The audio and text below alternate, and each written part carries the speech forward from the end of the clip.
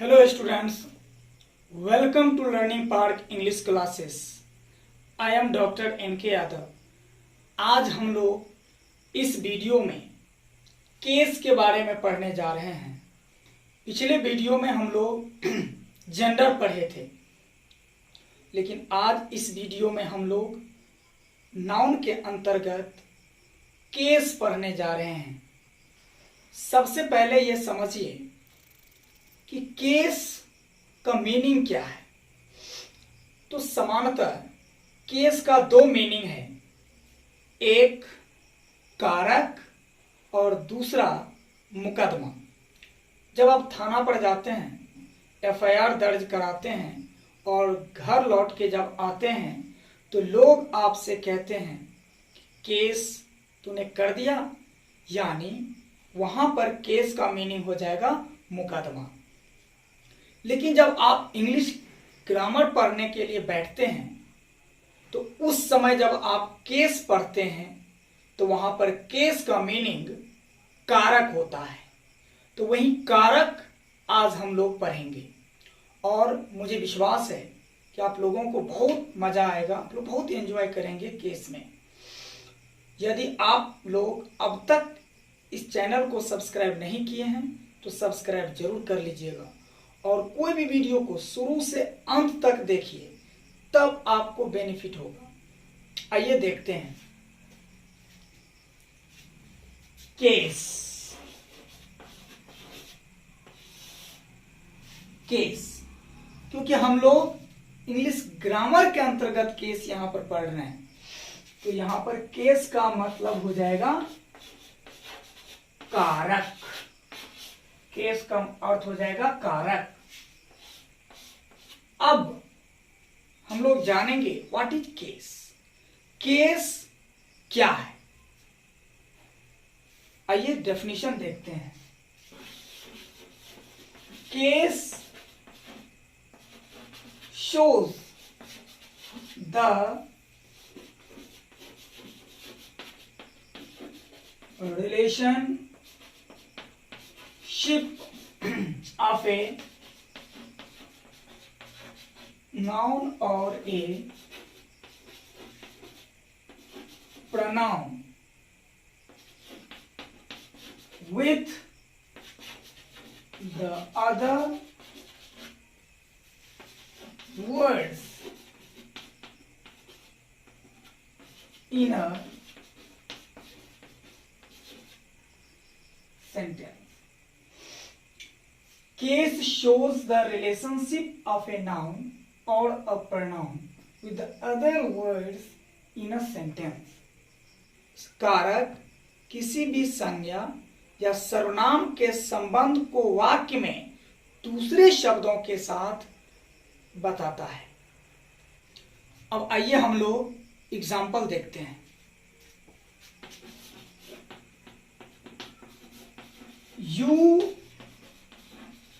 No me and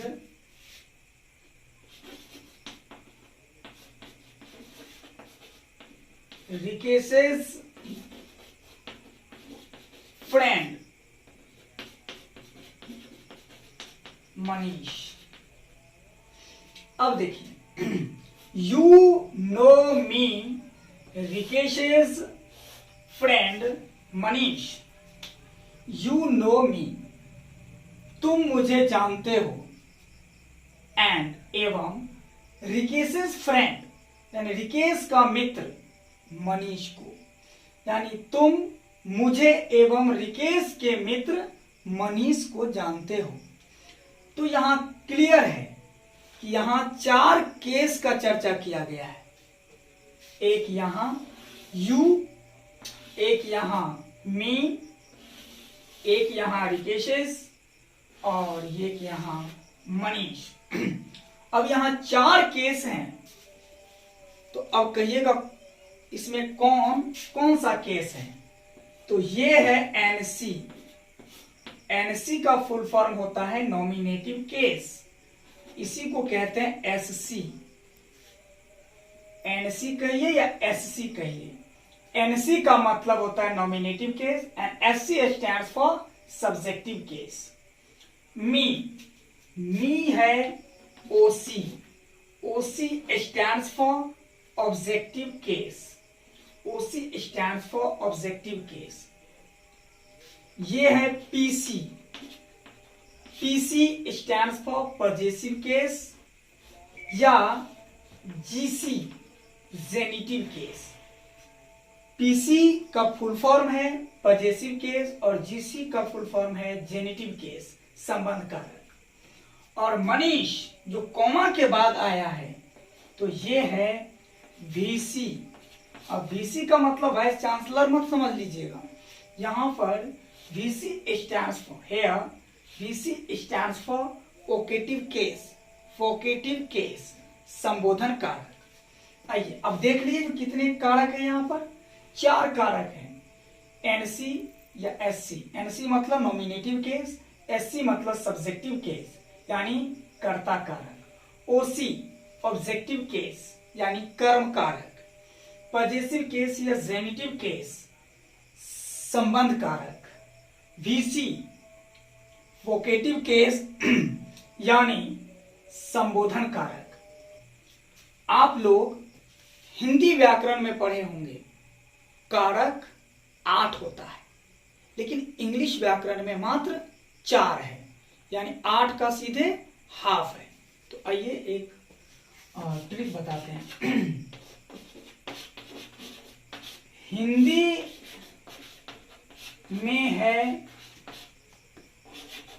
कारक 8,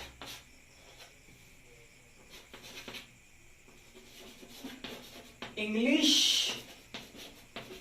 में है केस सीधे हाफ, हाफ, हाफ मीन्स आधा, 8 का आधा यानी 4। हिंदी में है कारक 8, इंग्लिश में है केस सीधे हाफ यानी 8 का हाफ यानी 4। क्लियर हो गया कि केस इंग्लिश में 4 प्रकार के होता है। There are 4 types of case. पहला नॉमिनेटिव केस, इसको शॉर्ट में एनसी कहा जाता है। इसी का दूसरा नाम है सब्जेक्टिव केस, इसको शॉर्ट में एससी बोला जाता है। बी दूसरा है ऑब्जेक्टिव केस, इसको शॉर्ट में ओसी बोला जाता है। और ऑब्जेक्टिव केस 2 प्रकार के हैं, एक्यूजेटिव केस, शॉर्ट में कहते हैं एसी, और दूसरा है डेटिव केस, इसको शॉर्ट में कहा जाता है डीसी। सी पॉजेसिव केस, शॉर्ट में कहते हैं पीसी, इसी का दूसरा नाम है जेनेटिव केस, शॉर्ट में कहते हैं जीसी। चौथा है वोकेटिव केस, शॉर्ट में कहते हैं इसको वीसी। तो क्लियर हो गया कि there are 4 types of case, nominative case और सब्जेक्टिव केस, दूसरा ऑब्जेक्टिव केस, तीसरा पॉजेसिव केस और जेनेटिव केस, चौथा वोकेटिव केस। अब हम लोग सबसे पहले पढ़ेंगे नॉमिनेटिव केस के बारे में, यानी सब्जेक्टिव केस के बारे में। व्हाट इज सब्जेक्टिव केस और nominative case? when a noun or a pronoun works as a subject in the sentence is called nominative case. When a noun or a pronoun works as a subject in the sentence is called nominative case. यानी जब वाक्य में कोई संज्ञा या सर्वनाम subject के रूप में काम करता हो तो उसे कर्ता कारक कहा जाता है, यानी नॉमिनेटिव केस कहा जाता है। नॉमिनेटिव केस और सब्जेक्टिव केस दोनों का अर्थ होता है कर्ता कारक। कर्ता कारक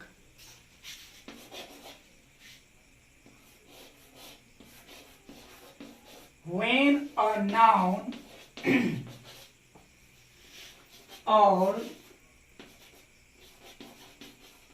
a pronoun works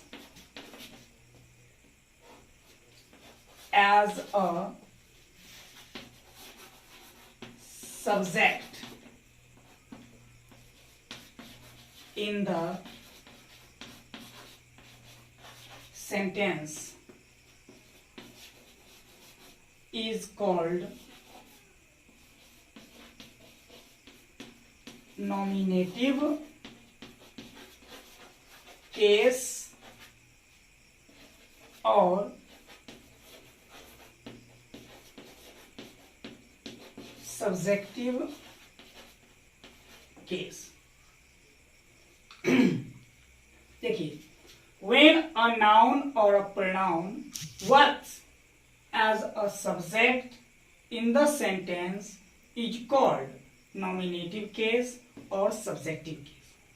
जब कोई संज्ञा या सर्वनाम वाक्य में सब्जेक्ट के रूप में काम करता हो तो उसे नॉमिनेटिव केस या सब्जेक्टिव केस अर्थात कर्ता कारक कहा जाता है। जब कोई संज्ञा या सर्वनाम वाक्य में सब्जेक्ट के रूप में काम करता है तो उसे नॉमिनेटिव केस या सब्जेक्टिव केस अर्थात कर्ता कारक कहा जाता है। Example, Ram works hard. Ram कठिन परिश्रम करता है। तो काम जो करता है इसमें कौन करता है? राम। तो यहां राम नॉमिनेटिव केस हो गया, कर्ता कारक, क्योंकि ये काम कर रहा है, सब्जेक्ट के रूप में आया है। तो ये नाउन है और कर्ता के रूप में आया है, इसलिए ये नॉमिनेटिव केस है। आई am reading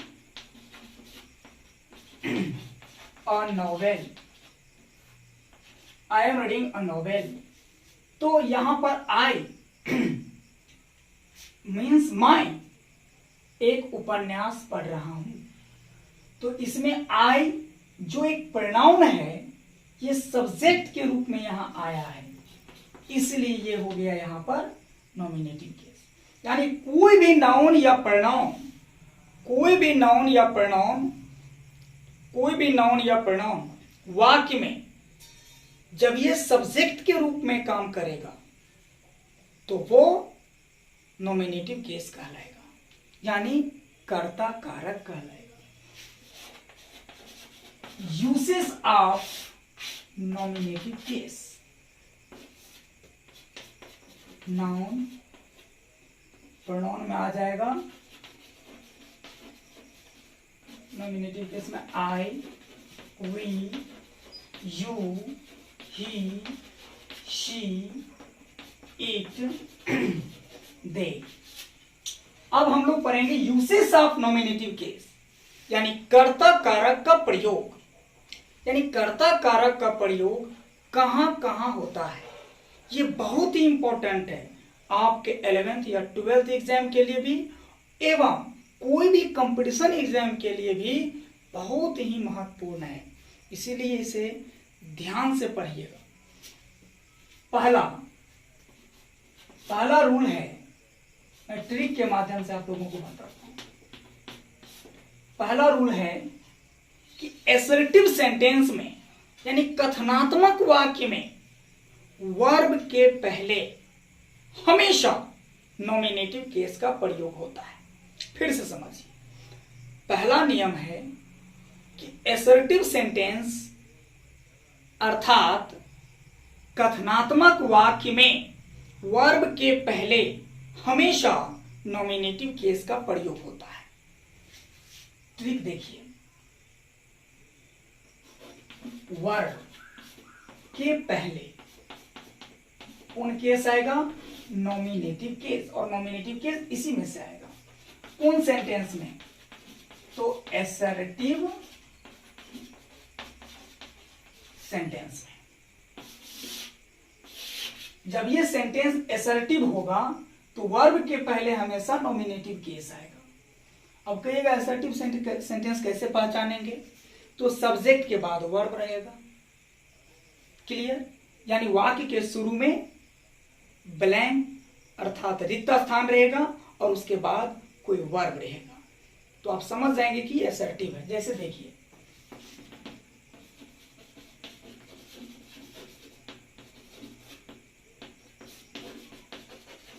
मी। अब देखिए मैंने क्या कहा था, शुरू में रिक्त स्थान और उसके बाद वर्ब रहेगा, तो इसमें देखिए क्या होगा, आई या मी। मैंने बताया था कि असर्टिव सेंटेंस में यानी रिक्त स्थान के तुरंत बाद वर्ब रहता है, तो असर्टिव सेंटेंस में वर्ब के पहले कौन केस आता है? एंड सी, यानी नॉमिनेटिव केस, कर्ता कारक। तो कर्ता कारक देखिए इसमें से क्या है, यहां पर है आई, तो इसमें होगा आई। मुझे लगता है कि आप लोगों को बेहतर ढंग से समझ में आ गया होगा। रूल नंबर 2, इंटरैक्टिव सेंटेंस में यानी प्रश्नवाचक वाक्य में हेल्पिंग वर्ब के तुरंत बाद नॉमिनेटिव केस का प्रयोग होता है। जैसे देखिए, हेल्पिंग वर्ब के तुरंत बाद, हेल्पिंग वर्ब यानी सहायक क्रिया,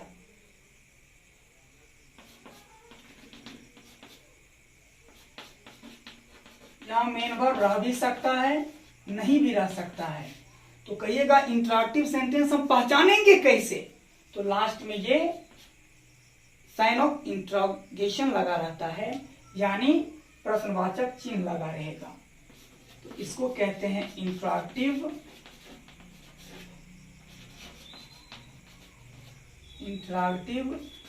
सेंटेंस। तो हेल्पिंग वर्ब के तुरंत बाद जब सेंटेंस इंटरैक्टिव हो यानी प्रश्नवाचक हो, तो हेल्पिंग वर्ब के तुरंत बाद नॉमिनेटिव केस का प्रयोग होता है। फिर से समझिए, यदि सेंटेंस प्रश्नवाचक हो यानी इंटरैक्टिव हो, तब उसमें हेल्पिंग वर्ब के तुरंत बाद हमेशा नॉमिनेटिव केस आता है।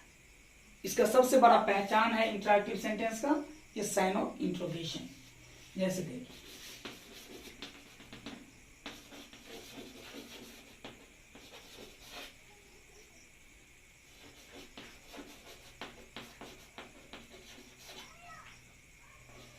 अब देखिए यहां क्वेश्चन मार्क लग गया,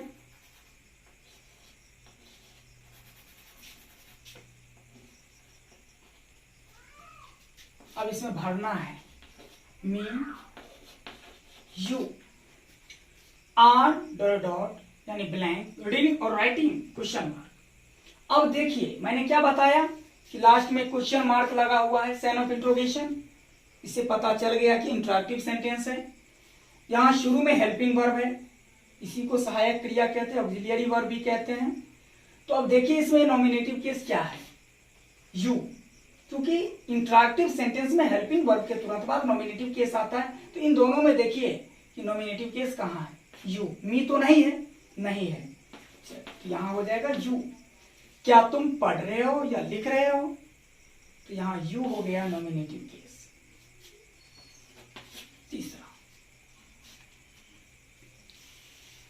it plus is oblique was, यानी इट के बाद इज या वॉज रहेगा तो इसके तुरंत बाद हमेशा नॉमिनेटिव केस का प्रयोग होता है। ट्रिक में देखिए, it plus is oblique was, इनके तुरंत बाद हमेशा नॉमिनेटिव केस आता है। ये बात हमेशा याद रखिएगा। इट इज, मी, आई, तो इट इज के तुरंत बाद क्या आएगा? Nominative case. देखिए मी और आई में नॉमिनेटिव केस कौन है? तो आई है। बहुत सारे लोग बोल चाल में इट इज मी कह देता है, जो ग्रामेटिकली रॉन्ग है, वो गलत है। इट इज मी बिल्कुल गलत है। करेक्ट होगा इट इज आई, क्योंकि इट के बाद जब इज या वॉज आता है तो इसके तुरंत बाद हमेशा नॉमिनेटिव केस का प्रयोग होता है। तो इट इज आई का मतलब हो गया मैं ही तो हूं। इट वॉज, अब बताइए इसमें क्या होगा? इट के बाद वॉज आ गया ना, तो इसके बाद क्या आएगा? Nominative case. तो देखिए हर और शी में कौन है नॉमिनेटिव की? शी। यहां हो जाएगा इट वॉज शी, वह ही तो थी। क्लियर? सीधे ट्रिक के माध्यम से समझिए, सीधे ट्रिक के माध्यम से समझिए कि एज या देन के पहले नॉमिनेटिव केस हो तो एज या देन के बाद जितना भी आएगा, एज या देन के तुरंत बाद वो नॉमिनेटिव केस ही होगा। यानी एज या देन के पहले नॉमिनेटिव केस हो तो एज या देन के बाद भी नॉमिनेटिव केस का ही प्रयोग होता है। ये पूरा याद रखिएगा। जैसे देखिए, she is as good as he और हिम, आपको भरना है। तो यहां देखिए एज लगा हुआ है, तो एज के पहले कौन केस है? शी, सी, यानी नॉमिनेटिव केस। तो एज के पहले नॉमिनेटिव केस है, तो एज के बाद कौन सा केस आएगा? Nominative case. तो ही और हिम में देखिए नॉमिनेटिव केस कौन है? ही, हिम। हिम तो नहीं है, ही है, तो यहां हो जाएगा ही। वह उतनी ही अच्छी है जितना कि वह। तो मुझे लगता है कि आप लोगों को ये बिल्कुल क्लियर हो गया, आप लोगों को बिल्कुल समझ में आ गया होगा। यदि आप लोगों को ये वीडियो अच्छा लगा हो तो आप लोग लाइक जरूर कीजिएगा। अब तक सब्सक्राइब नहीं किए तो सब्सक्राइब जरूर कर लीजिएगा और बेल आइकन दबाना मत भूलिएगा। बेल आइकन दबाने से जो भी वीडियो अपलोड किया जाएगा वो सबसे पहले आप तक पहुंचेगा और अपने दोस्तों के भी शेयर कीजिएगा। Thank you.